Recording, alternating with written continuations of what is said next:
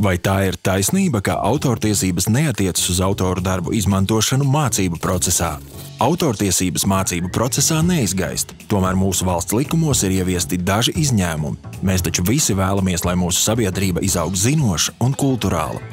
Valsts ir vienojusies ar autoriem, ka klasē mācību procesa ietvaros skolotāji un skolēni drīkst izmantot citu autoru darbu fragmentus, lai paskaidrotu stundā apgūstamo tematu. Tāpat klasē stundu laikā drīkst klausīties mūziku vai demonstrēt filmas, ja tas nepieciešams izglītības programmas īstenošanai. Tas atļauts tāpēc, ka likuma izpratnē klase ir savstarpēji pazīstamu cilvēku kopa. Jāņem vērā, ka te uzskaitītie autortiesību izņēmumi attiecas tikai uz mācību procesu. Piemēram, filmas demonstrēšanai vai mūzikas atskaņošanai skolas salidojuma pasākumā būs nepieciešama autoru atļauja. Uzzini vairāk, ieskatoties vietnē autorskola.lv, vietā, kur atradīsi visu par un ap intelektuālo īpašumu.